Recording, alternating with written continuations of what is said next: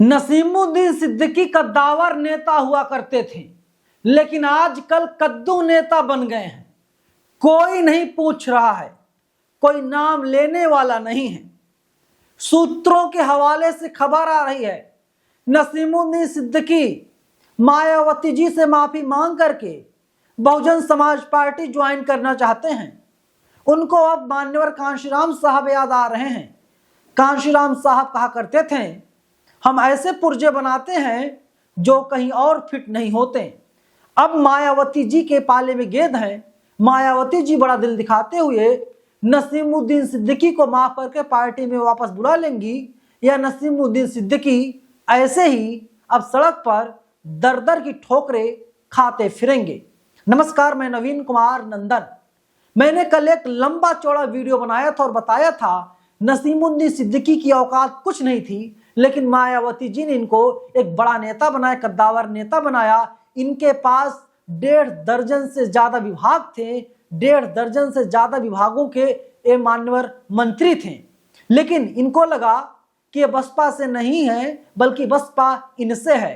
ये मायावती और कांशीराम साहब से नहीं है, बल्कि मान्यवर कांशीराम साहब और बहुजन समाज पार्टी इनसे है। गलतफहमी का शिकार हुए, मायावती जी को ब्लैकमेल करने की कोशिश करने लगे। बहुजन समाज पार्टी ने नसीमुद्दीन सिद्दीकी को पार्टी से निकाल करके बाहर फेंक दिया। नसीमुद्दीन सिद्दीकी अपनी आदत से बाज नहीं आए। मायावती जी के खिलाफ एक फर्जी क्लिप चला दी और उसमें मायावती जी के ऊपर खरीद फरोख्त का आरोप लगा दिया। अगले दिन मायावती जी उस आरोपों का खंडन करती हैं। इसके बाद नसीमुद्दीन सिद्दीकी ऐसे गायब होते हैं, ऐसी जगह मतलब खुद को समा लेते हैं, पता भी नहीं चलता। और अब खबर आ रही है, 2-3 दिन पहले उन्होंने कांग्रेस पार्टी से इस्तीफा दे दिया। उन्होंने कहा कांग्रेस पार्टी इनको बेकार समझती है, दगा कारतूस समझती है, निठल्ला समझती है, आवारा समझती है। कांग्रेस पार्टी इनको एक लायक आदमी समझती ही नहीं है और इनको इज्जत मिल ही नहीं रही थी। कांग्रेस पार्टी इनको काम दे ही नहीं रही थी। क्यों? क्योंकि कांग्रेस पार्टी राहुल गांधी, खड़गे साहब ये जानते हैं, ये जो नसीमुद्दीन सिद्दीकी है ये भरोसेमंद आदमी नहीं है। अगर कोई महत्वपूर्ण फाइल इसको दी जाएगी, ये आदमी कुछ भी कर सकता है। भाजपा से मिल सकता है, सपा से मिल सकता है, किसी दूसरी पार्टी में जा सकता है, ये हमारे साथ गद्दारी कर सकता है। मतलब कांग्रेस पार्टी से आदमी गद्दार समझने लगी, इसको कोई काम नहीं दिया और इसके बाद इन्होंने पार्टी छोड़ दिया। यही खबर निकल के सामने आ रही है। मैं आपको याद दिलाऊं, आज से कुछ दिन पहले किस तरीके से शशि थरूर का बयान सामने आया था। उन्होंने कहा था कि कांग्रेस पार्टी मेरा यूज नहीं कर पा रही है। इसके बाद फिर बातचीत हुई, कांग्रेस पार्टी शशि थरूर का यूज करना शुरू कर दिया। लेकिन नसीमुद्दीन सिद्दीकी बार बार 1000 बार लाख बार गुहार लगाते रहे, हाथ जोड़े ऐसे खड़े थे, मालिक काम दे दीजिए। भाई मालिक तभी काम देता है, उसी नौकर को मालिक ज्यादा काम देता है जो नौकर ज्यादा भरोसेमंद होता है, जो नौकर निठल्ला होता है, नकारा होता है। उस नौकर को मालिक काम नहीं देता। मालिक कहता भाई तू बैठ जा, काम मत कर। और फिर इसके बाद में जो है नौकर को लगता है यार अब देखो हमारा तो ये लोग यूज ही नहीं ले रहे हैं, या तो खुद अपने आप को बहुत महान समझने लगता है, या फिर तुच्छ समझ करके वो कंपनी, वो संस्थान, वो पार्टी छोड़ देता है।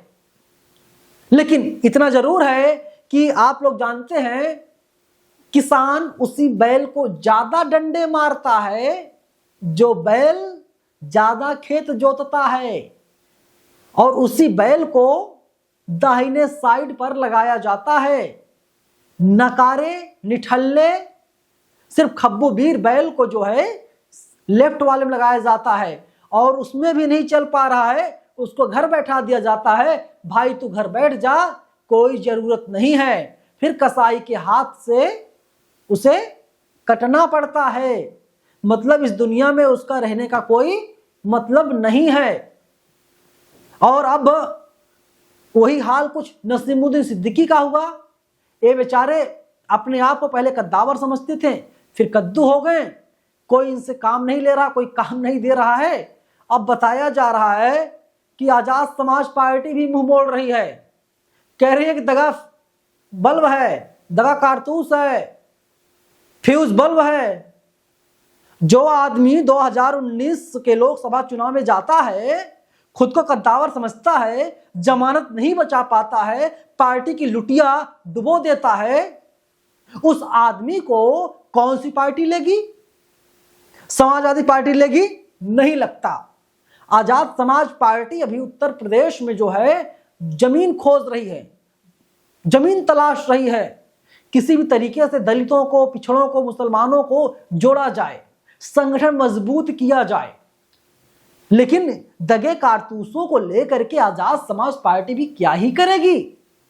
अभी तक चंद्रशेखर आजाद का बयान भी नहीं आया कि नसीमुद्दीन सिद्दीकी साहब का हम आजाद समाज पार्टी में स्वागत कर रहे हैं।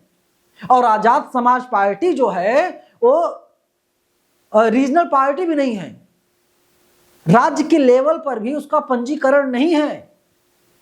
आप चुनाव लड़िए, कोई चुनाव लड़िए और आप मांग कीजिए कि हमको केतली चुनाव चिन्ह चाहिए, चुनाव आयोग केतली चुनाव चिन्ह दे देगा। आप कोई चुनाव लड़िए पूरे देश में और आप मांग कीजिए कि आपको हाथी दे दिया जाए सिंबल के तौर पे। चुनाव आयोग हाथ जोड़ लेगा, कहेगा मालिक हाथी जो है बहुजन समाज पार्टी का पेटेंट है, जैसे भाजपा का पेटेंट कमल है, कांग्रेस का पेटेंट पंजा है। तो उस पार्टी में जाकर के क्या करेंगे? और खबर क्या आई, 72 लोगों के साथ इन्होंने कांग्रेस पार्टी छोड़ दिया। अरे भाई साहब, आपके पास 18 से ज्यादा विभाग थे और 72 लोग सिर्फ आपके साथ। अरे 72 लाख लोग आपके साथ होते तो माना जाता। और कागजों पर सिर्फ खाना पूर्ति करवानी है तो मैं बताऊं नसीमुद्दीन सिद्दीकी साहब, 1000 आदमी तो मेरे पीछे आ जाएंगे, 5000 आदमी आपके पीछे आ जाएंगे जो आप वीडियो देख रहे हैं। नसीमुद्दीन सिद्दीकी से ज्यादा ताकतवर तो मालिक आप ही हैं। नसीमुद्दीन सिद्दीकी साहब इस वीडियो को देख रहे हैं और सोच रहे हैं क्या से क्या दिन आ गए। सिद्दीकी साहब, आप एक काम कीजिए, मैं फ्री की सलाह आपको दे रहा हूं, वो वक्त भूल जाइए। ये 2026 चल रहा है, आप एक गिड़गिड़ाते हुए, रोते हुए वीडियो बनाइए और उसमें गुहार लगाइए बहन जी से, मायावती जी से कि वो पार्टी में ले लें, तो हो सकता है आपको इज्जत मिल जाए। समाजवादी पार्टी की सच्चाई है, समाजवादी पार्टी मुसलमान का मां नहीं लिख पाते, अखिलेश यादव मुसलमान का मां नहीं लिख पाते हैं, मायावती, आकाश आनंद दोनों लोग लिखते हैं मुसलमान सीधा। भाजपा आपको लेगी नहीं, आपकी कोई जरूरत ही नहीं है, आप फ्यूज बल्ब वैसे हैं। सोशल मीडिया पर ही चर्चा चल रही है। आजाद समाज पार्टी में जाकर क्या ही कर लेंगे? हो सकता है कि आपके बेटे को टिकट मिल जाए और पता नहीं जीतेगा या नहीं जीतेगा। बाप तो चुनाव लोकसभा का हार गया, बसपा ने विधानसभा भेजा, बसपा ने विधान परिषद भेजा। जब जब आप चुनाव लड़े बसपा से हर बार जीतते रहे। तो अगर आप वीडियो बना देते हैं, अगर आप रोते हैं, मायावती जी अपना बड़ा दिल दिखाती हैं, एक बार जैसे जयप्रकाश सिंह के मामले में दिखाया था, आपके मामले में बड़ा दिल दिखाती, तो आपको माफ भी कर सकती हैं। लेकिन सिद्दीकी साहब,